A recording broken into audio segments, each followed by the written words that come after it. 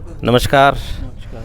आज हमारे साथ सुप्रसिद्ध चित्रकार, कला गुरु डॉक्टर युगल किशोर जी उपस्थित हैं। आप लघु चित्र कला में जो उसके तत्वों को अपनी शैली में व्यक्त करते हैं तथा आपने कई प्रकार के चित्र बनाए हैं और उसमें देश विदेश में तथा ख्याति अर्जित की है। इनकी कला यात्रा के बारे में इन्हीं से जानकारी लेते हैं। आदरणीय युगल किशोर जी, नमस्कार। मेरी कला यात्रा देखा जाए तो बचपन से ही रही है। मेरे पिताजी चित्रकारी करते थे, मेरे दादाजी और परदादाजी सभी ट्रेडिशनल पेंटिंग बनाते रहे हैं, नाथद्वारा स्कूल की विशेष रूप से। और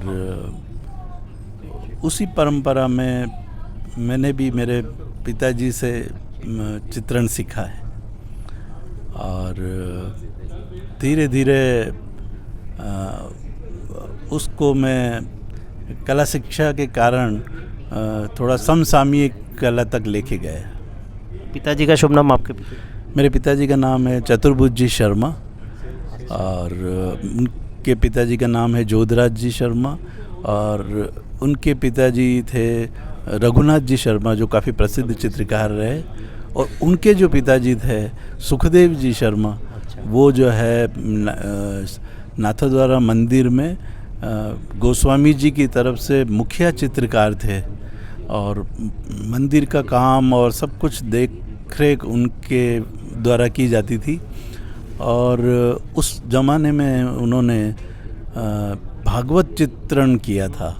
तो गोस्वामी जी महाराज ने उनको पूरी भागवत को चित्रित करने के लिए कहा गया, तो उन्होंने कुछ चित्रकारों को लेकर के करीब 35 वर्षों में 960 चित्र बनाए उन्होंने भागवत के। वो एक बहुत बड़ी उनकी उपलब्धि थी।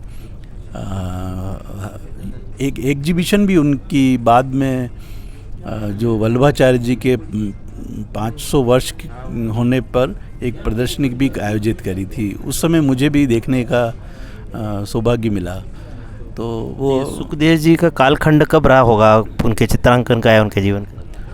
उनका 1850 के बाद का है।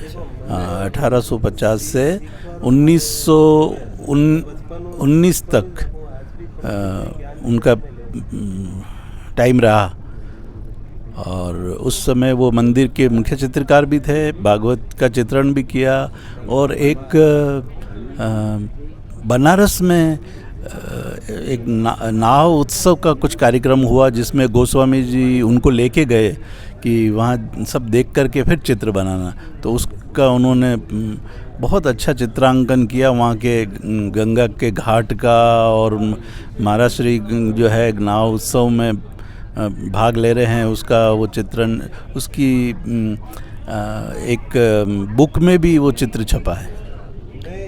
चूँकि आप कला शिक्षा में रहे हैं, आपने अपना जीवन लघु चित्रकारों के बीच में जिया है और वर्तमान में जो लघु चित्र कला की जो स्थिति है, इन दोनों को आप देखते हैं। तो पहला तो आप ये बताएं कि आपने अपनी कला में जो लघु चित्र कला के जो तत्व हैं, कुछ एलिमेंट्स हैं या कुछ प्रतीक या रूपाकार है, उनको लिया है। तो ये नवाचार आपने किया है, ये आपके मन में कैसे आया? उस नवाचार के अंदर क्या क्या आपने प्रयोग किए? कुछ जानकारी हमारे कला के जानने वाले विद्यार्थियों, कला रसिकों के लिए बताएं। मैंने शुरू में मेरे पिताजी पिछवाई चित्रण और लघु चित्रण करते थे, तो मैंने भी वही शुरू किया। पिछवाई की टेक्निक सीखी और उसके बाद में लघु चित्रण कैसे किया जाता था वो सीखा। उसमें सभी वसली बनाना, कलर तैयार करना, कैसे क्या क्या, वो सब कुछ मैंने सीखा। मगर जब मैंने बीए किया तो तब मेरे चित्रकला विषय में थोड़ा सा मुझे यथार्थ चित्रण की ओर इंटरेस्ट हुआ, क्योंकि वहाँ पर जो है मॉडल बनाए जाते थे। फिर बाद में जब मैंने एमए किया तब और भी मुझे गहन अध्ययन करने का मौका मिला, जिसमें लाइफ स्टडी, पोर्ट्रेट स्टडी और लैंडस्केप स्टडी, तो ये सब करने से और थ्योरी पढ़ने से मुझे कला के बारे में काफ़ी कुछ जानकारियाँ प्राप्त हुई। तो फिर मुझे लगा कि मेरी भी अपनी एक शैली होनी चाहिए चित्र बनाने की, और तब मैंने सोचा क्यों नहीं मैं जो मैंने ट्रेडिशनली पेंटिंग की टेक्निक सीखी हुई थी तो उसको क्यों नहीं मैं अपने उसमें यूज़ करूं अपने कंटेम्प्रेरी आर्ट में। तो उसको किस तरीके से उसको मोड़ा जाए, इसके लिए मैंने काफ़ी सोच विचार किया। तो मैंने अभी भी मेरी पेंटिंग में टेक्निक तो ट्रेडिशनली है, मगर जो सब्जेक्ट लेना और जो आर्ट के जो एलिमेंट्स हैं उनको ध्यान में रखते हुए मैं कंपोज करता हूँ, जिसमें कि कैसे बैलेंस रखना है, स्पेस डिवीज़न कैसे करना है, या टेक्सचर्स कैसे क्रिएट किए जा सकते हैं, नए टेक्सचर्स, या सब्जेक्ट में हम क्या नया ले सकते हैं जो एक नया स्वरूप उभर के आए। तो ये आप कह सकते हैं कि जो आने वाली पीढ़ी है, चाहे लघु चित्रशाला कला में काम कर रही हो, पर अगर वो कला शिक्षा अर्जित करे तो उसके जीवन में निश्चित रूप से सकारात्मक और अच्छा क्रिएटिविटी और पॉजिटिव प्रभाव पड़ता है। कई बार मैंने सुना है कि कई लोग कहते हैं कि क्या करना, जब काम करना, हुनर सीखना, हुनर तो सीख जाएंगे, पर कला शिक्षा जब लेता है बच्चा फिर उसके बाद काम करता है, तो उसके बारे में आपका क्या कहना है, क्या विचार है? बहुत जब अध्ययन करने के बाद में पता लगता है कि अध्ययन करना कितना ज़रूरी है। जब हम उसकी डिटेल में जाते हैं, कई तरह की कला शैलियों को देखते हैं, जो वर्तमान में जिस तरह का काम हो रहा है वो देखते हैं, तब लगता है कि जो ट्रेडिशनल पेंटर्स हैं वो केवल कॉपी ही कर रहे हैं। मतलब जो पेंटिंग प्रिंट हुई है बुक में, केवल उसको लेके केवल कॉपी कर रहे हैं, तो उसमें उनका नया क्रिएशन कुछ निकल के नहीं आता है, और इसी वजह से वो वहाँ पे जड़ हो जाती है वो उसकी कला यात्रा। तो अध्ययन करें या उससे कंटेम्प्रेरी आर्ट से जुड़े रहें तो नए नए आपको अनुभव प्राप्त होंगे और कुछ नया क्रिएट कर सकेंगे, और आपकी अपनी एक शैली बन जाएगी। भले वो टेक्निक हो, मतलब अपनी ट्रेडिशनल। आप देखिए कि चाइना में क्या है, वो ही अपनी वहाँ की प्राचीन टेक्निक को लेकर के अपने काम कर रहे हैं। जापान में भी ऐसा ही है, मगर वो उसको कंटेम्प्रेरी तक लेके गए हैं। आपने बिल्कुल सही बात की। मैं मेरे बारे में स्वयं बता सकता हूँ कि मैंने किसी कला गुरु के साथ बैठकर मिनीचर जो लघु चित्रकला है नहीं सीखी, इधर से व्यापारी से या लोगों से सुन जो है सीखा। तो कई बार मेरे खुद के चित्रों में मेरे को लगता है कि मिनीचर चित्रकला के जो कई बारीकी कई चीज़ें हैं वो अभाव रह जाता है, पर मुझे लगता है कि उसके अंदर जो क्रिएटिविटी आती है, स्पेस डिवीज़न है, कलर का फिलअप करना या कुछ नयापन या कल्पनाशीलता, वो मुझे लगता है कई बार जो पढ़ाई करने का बहुत उसका प्रभाव, उसका फ़ायदा रहता है। एक अंतिम बात मैं आपसे पूछना चाहूँगा, जैसे एम एफ हुसैन का नाम आता है घोड़े की चित्रण, तो युगल किशोर जी के बारे में भी जब नाम सुनते हैं तो कामधेनु ध्यान में आती है। तो इस कामधेनु की जो कल्पना आपके मन में आई, और इस कामधेनु के द्वारा इस कामधेनु का आपकी कला यात्रा में सफल होने में या आपकी आगे बढ़ाने में कितना बड़ा योगदान रहा, इसके बारे में बताएं। देखिए, ये थोड़ी एक बचपन की मेरी यादें थी, जब श्रीनाथ जी के मंदिर में एक खर्च भंडार है, खर्च भंडार में एक कामधेनु का चित्र बनाया जाता था। तो मेरे अंकल जो है वो उसको बनाते थे, तो मुझे बड़ा अजीब लगता था कि गाय के ऊपर ये चेहरा है और ये है, तो ये क्या चीज़ है, कैसे क्या है। तो वो एक मेरे दिमाग में कहीं चल रहा था। तो फिर मैंने जब ये काम शुरू किया तो मुझे लगा कि थोड़ा इसको, इस सब्जेक्ट को थोड़ा समसामयिक कला के साथ में जोड़ना चाहिए। तो थोड़ा उसके बारे में मैं पढ़ा कि कैसे कामधेनु का मतलब प्राकट्य हुआ और कैसे जो है वो उसको एक देवी के रूप में लिया गया। तो फिर मैंने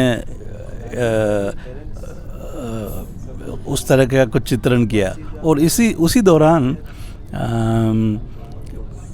कालिदास एकेडमी से एक एग्जीबिशन का वो शेड्यूल मेरे पास में आया था, और उसमें लिखा था कि रघुवंशम पे आपको कोई चित्र बनाए।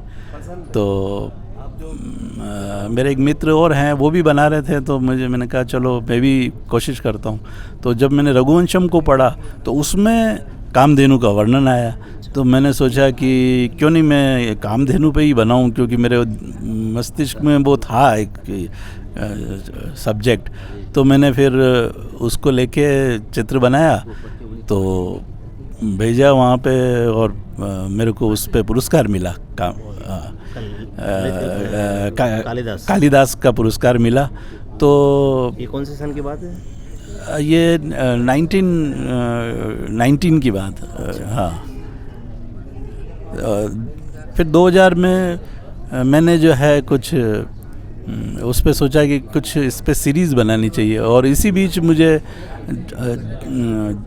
जयपुर के एक कलाकार हैं भवानी शंकर जी, वो उस समय जूरी में थे, तो वो मुझे मिले थे कि अरे यार मैंने तुम्हारी पेंटिंग देखी और मुझे बहुत अच्छी लगी, और मैंने इसके लिए आपको पुरस्कार के लिए भी चयन किया। तो उन्होंने कहा कि तुम क्यों नहीं इसी के ऊपर कुछ सीरीज़ बना के देखो।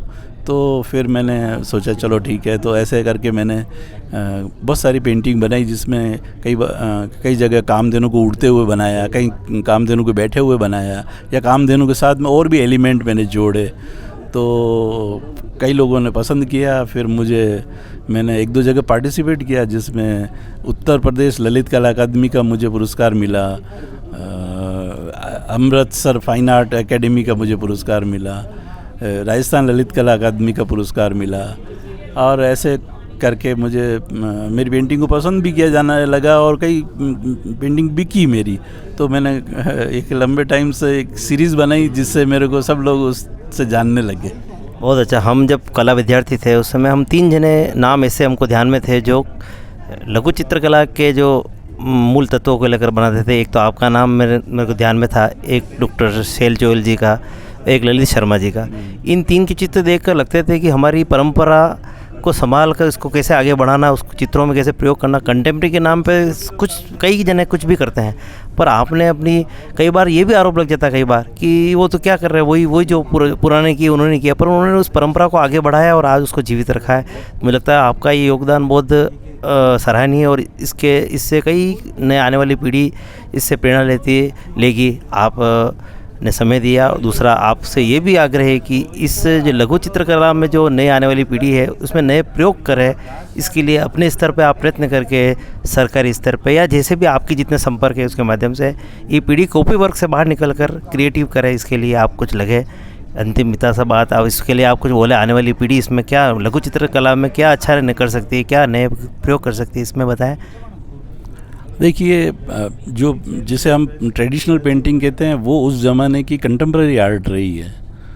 तो अभी हम भी अगर थोड़ा सा नए ढंग से उसको करेंगे तो वो हालांकि बाद में जाके ट्रेडिशनल हो जाएगी, मगर अभी तो कंटेम्प्रेरी रहेगी। तो इसलिए जो भी आर्टिस्ट इसमें काम कर रहे हैं उनकी टेक्निक वगैरह बहुत ही अच्छी है, मगर वो थोड़े से सब्जेक्ट के अंदर अगर नयापन ला सके, कल्पनाशीलता को ला सके तो बहुत अच्छा होगा। मैंने 1-2 एग्जीबिशन अपने खुद के लेवल पे दूसरे आर्टिस्ट की एग्जीबिशन नाथद्वारा में करी।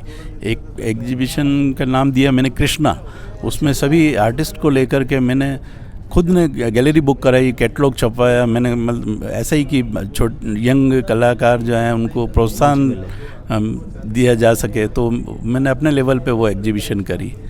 भविष्य में भी मैं उसके लिए तैयार हूँ कि कोई भी मुझे कार्य सौंपेंगे या मैं अपने लेवल पे कुछ कर सका तो बहुत करूँगा। बहुत बहुत धन्यवाद आपका, आपने समय दिया। धन्यवाद।